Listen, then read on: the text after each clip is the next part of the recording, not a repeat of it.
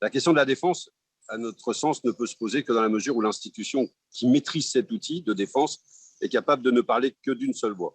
L'Europe de la défense suppose donc la préexistence de l'Europe de la diplomatie, puisque ce n'est que lorsque la diplomatie échoue que la défense prend le pas et que les objectifs de défense ne correspondent qu'à des objectifs de diplomatie et d'enjeux de sécurité avec ceux que l'on détermine comme alliés, adversaires, concurrents ou ennemis. En ce qui concerne l'Europe de la défense, il y a donc un véritable sujet sur sa réelle capacité opérationnelle, tant que l'Union européenne ne sera pas unie selon des intérêts qui lui sont propres. Les députés communistes, vous le savez, considèrent que l'armée doit être utilisée pour la défense et non pour l'attaque. De ce fait, elle doit être orientée vers la défense de ses infrastructures, de ses frontières, que ce soit sur terre, sur mer ou dans l'espace. Il y a un véritable problème de sécurité dans l'espace. Historiquement, l'Europe de la défense, qui s'appuie sur l'armée traditionnelle, trouve des complications parce qu'il y a des lourdeurs liées à l'histoire. L'espace, il n'y a pas les lourdeurs liées à l'histoire. C'est un nouveau terrain.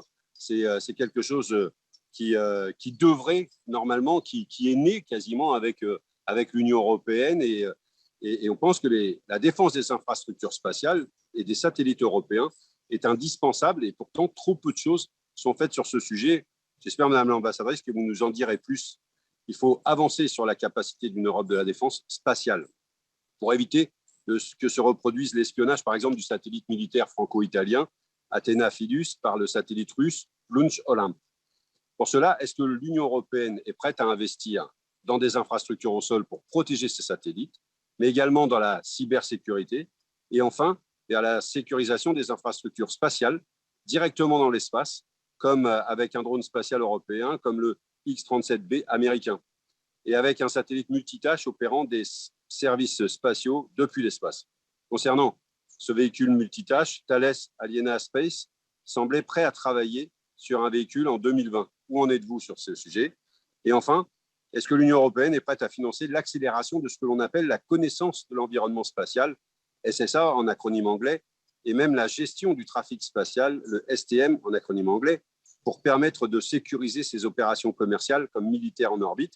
La France, en 2008, avait déjà travaillé une proposition de loi pour quelque part un peu organiser l'utilisation de l'espace. 2008, à l'échelle spatiale, c'est déjà très loin, puisque les choses ont beaucoup évolué. Pensez-vous que l'Union européenne est prête à pousser une diplomatie spatiale, à pousser des règles plus drastiques au moment où des entreprises privées, au moment où beaucoup ont envie de jouir de l'espace et de profiter de l'espace? Pensez-vous que l'Union européenne pourrait jouer un grand rôle dans ce domaine? L'espace, évidemment, j'en suis complètement convaincue. C'est le domaine où l'Union européenne où l'Europe, Agence spatiale européenne et Union européenne, a déjà eu des succès marquants. Elle est confrontée aujourd'hui à New Space, qui nous prendrait beaucoup de temps à définir.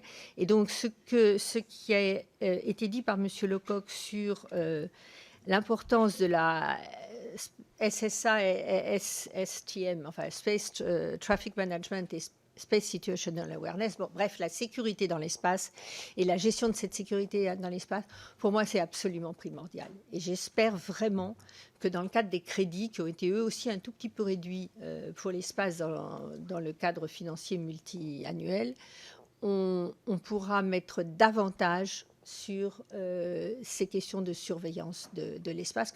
Sinon, il n'y aura pas de libre accès à l'espace. Je pense aussi que malgré la modestie du traité en matière spatiale, la Commission peut aller de l'avant, et ça, c'est ce que vous avez appelé diplomatie spatiale.